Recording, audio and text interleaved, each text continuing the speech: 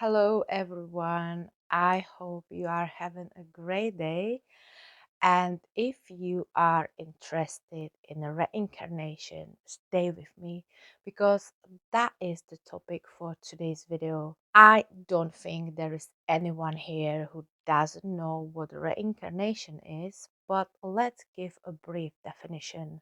Reincarnation is the idea that people are born again in another body after they die. Apparently, the soul may take the form of human, animal, or plant depending on the moral quality of the previous life's action. And to be honest, I didn't know this last part.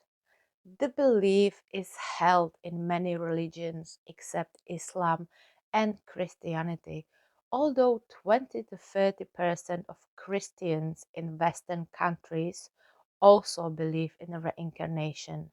Psychiatrist Ian Stevenson from the University of Virginia is an authority in scientific research on reincarnation. He investigated many reports of young children who claimed to remember a past life. He conducted more than 2,500 case studies over a period of 40 years and published 12 books.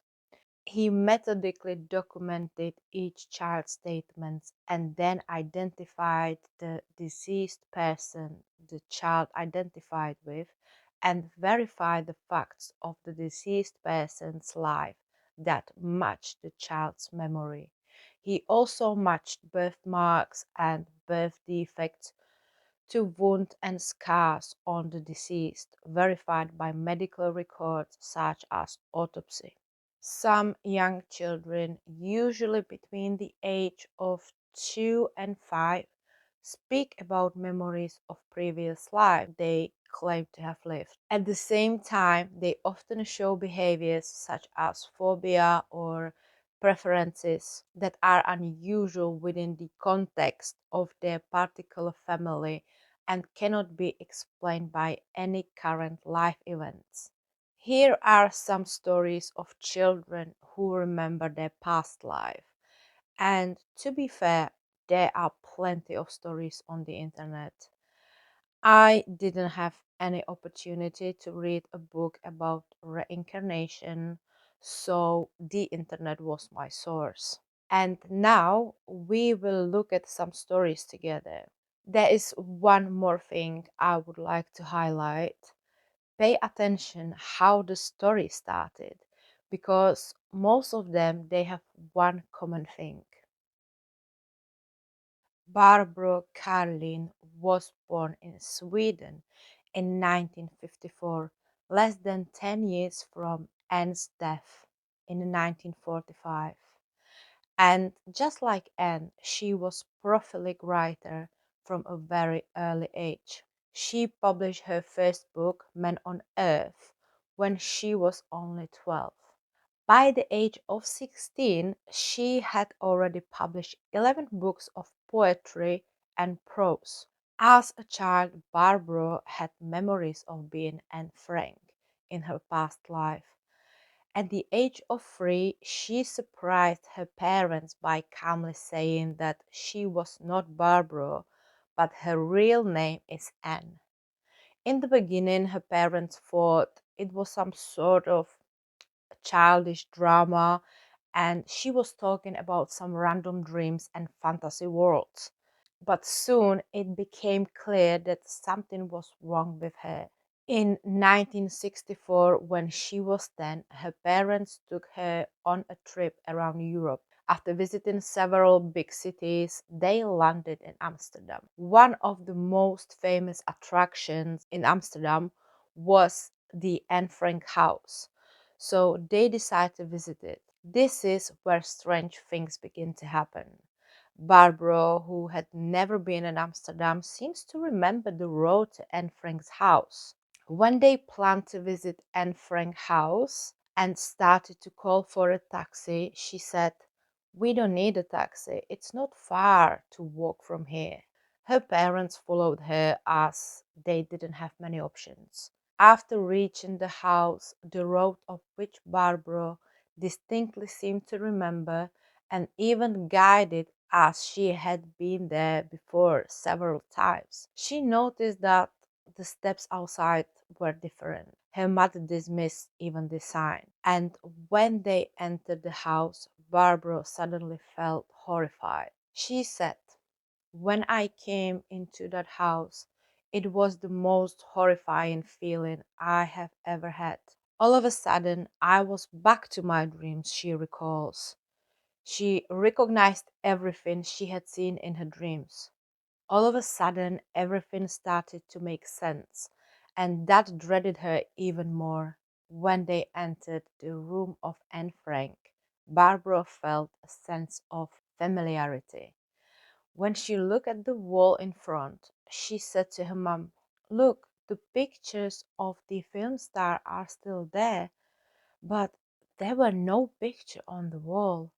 Her mother stared at the blank wall and couldn't understand this at all.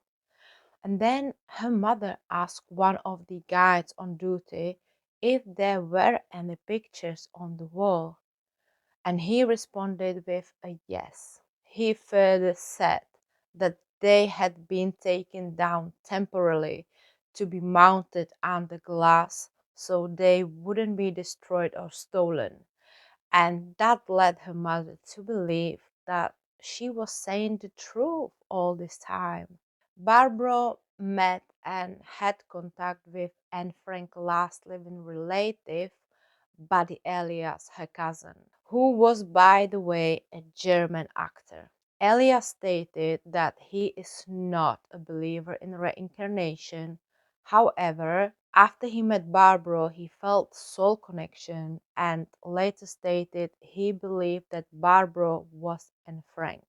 Just a small educational corner, the Diary of Anne Frank was a massive global success, selling over 30 million copies. Anne's house is open as a museum, so next time you go to Amsterdam, don't forget to visit. Ryan was born in Oklahoma 2004, nearly 40 years after Martin's death. When Ryan was 4, he began asking his mom to take him to Hollywood, his previous home.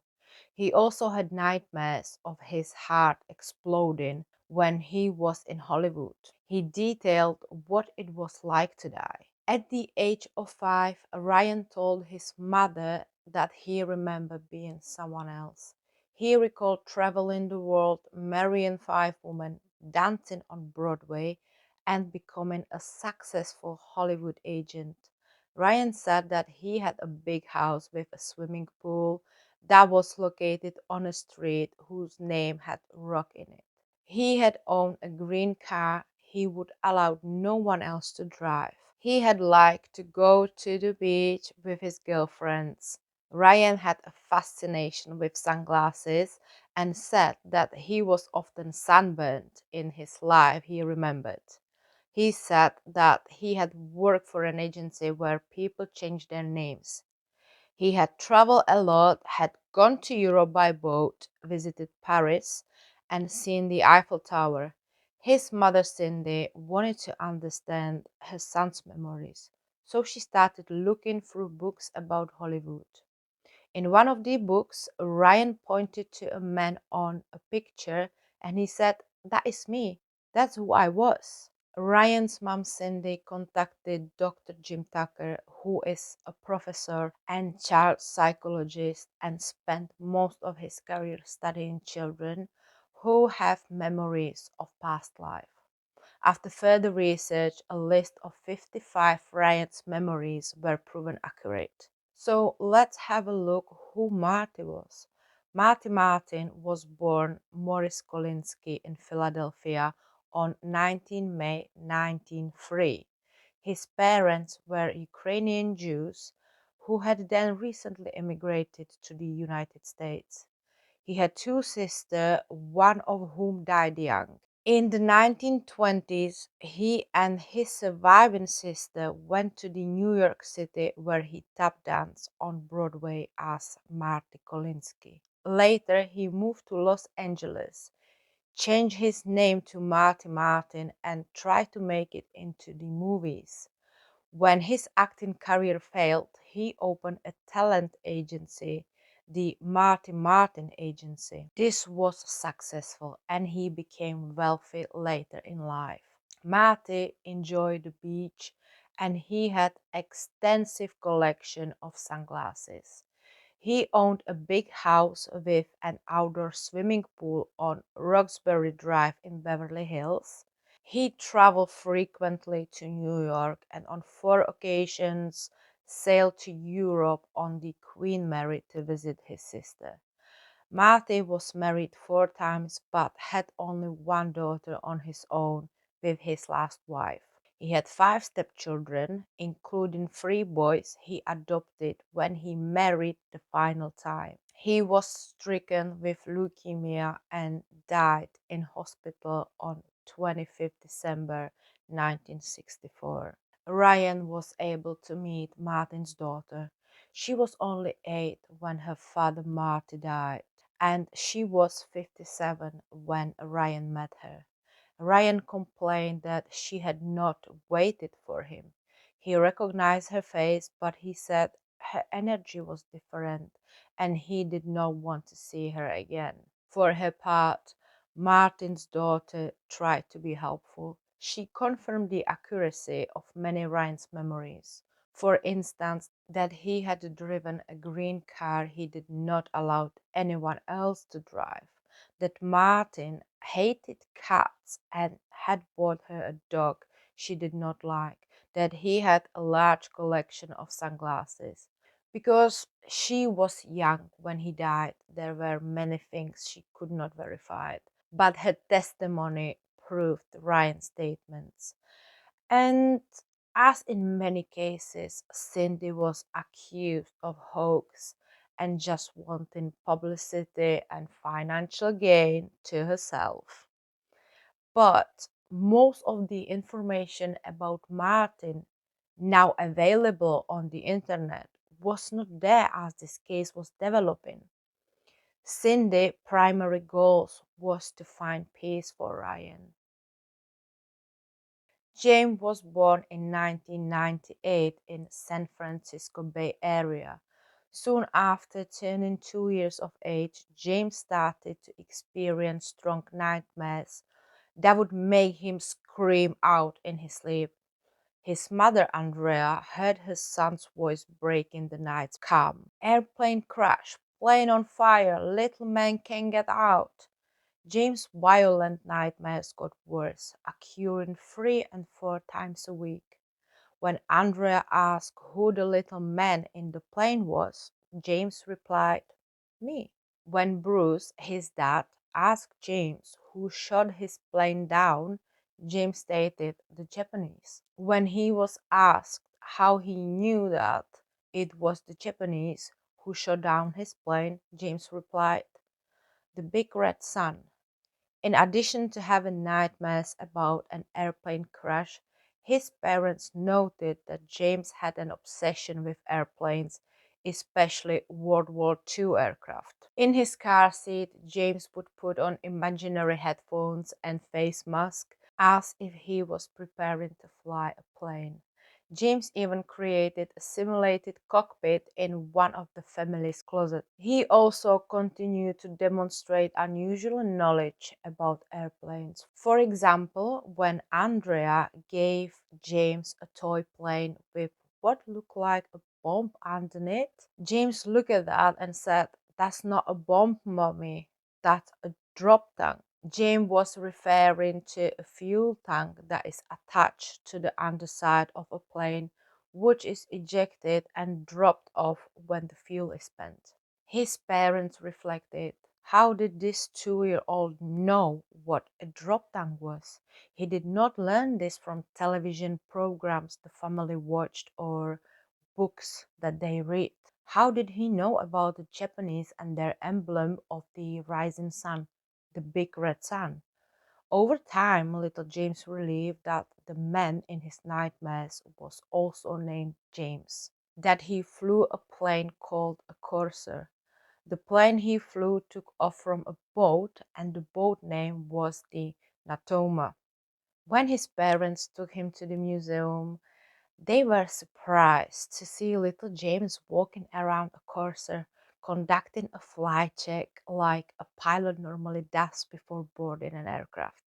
Andrea was amazed that his son was not even potty trained, yet he knew details of World War II and aircraft of the era. She was open to the possibility that James was experiencing memories of a past life. While Andrea was comfortable with the idea of reincarnation, Bruce refused to accept it as it conflicted with his deep Christian beliefs. Still, he started to research statements made by little James. Bruce, for example, found that there was indeed an aircraft carrier named the Natomabe. Little James would draw pictures of battle scenes. He would sign his picture as James Free. He gave his G.I. Joe dolls unusual names, including Billy, Leon, and Walter. Names that his parents never mentioned, names that no one of their friends had. Bruce searched through military records and archives and learned that the Natoma Bay crew held reunions. He decided to attend one of these gatherings, and Bruce traveled to his first Natoma Bay reunion held in San Diego on September 11, 2002. At the reunion, Bruce learned that 18 aircraft carrier pilots from the Natoma Bay had died during service in the Pacific. One of them was named James Houston Jr. Bruce recalled that little James said that his name was also James when in his nightmares he was trapped in a burning airplane cockpit. He even signed his battle picture James Free, which could refer to the fifth, which is James Sr., James Jr., and little James Fifth. Bruce also learned that James Houston was the only pilot to die in the invasion of battle. Houston died on March 3, 1945. Bruce also found that Billy, Leon, and Walter were the names of three Natoma Bay Navy aviators who had died before James Houston Jr. Their full names were Billy Peeler, Leon Connor, and Walter Devlin, and Bruce accepted that his son's memories derived from a past life. Andrea was able to use census and other records to find the family of James Houston Jr. She learned a surviving sister, Anne, was living in Los Gatos, California, and was 84 years old when Andrea contacted her. Andrea set up a phone call between Anne and little James. In this conversation, James knew many personal details of James Houston's life, which Anne confirmed as accurate. Example includes James told Anne that he called her Annie. Anne confirmed that only James Houston called her Annie. James also told Anne that they had a sister named Ruth, which was correct. James reported that their father was an alcoholic and smashed things when he was drunk and had to go into rehab, and confirmed this. James said that he and Anne as children had matching portraits done by the same artist, which were gifts from their mother, whose name was Daryl. Anne confirmed these statements and has accepted little James as the reincarnation of her brother James Houston Jr. September 11, 2001 is a date that will forever be burnt in our minds. And that seems to be a mass reincarnation event in young children. Several young children have recently claimed that they were there at the World Trade Center on September 11, 2001. When Rachel's son Thomas was 3 years old, He was asked what he wanted to be when he grew up. He replied, I don't just want to be a firefighter. I have always been and already I am a firefighter. This surprised and confused his family, but Thomas then went on to say, I used to get up in the morning, go to work, and in the evenings I would come home and take off my fire proximity suit.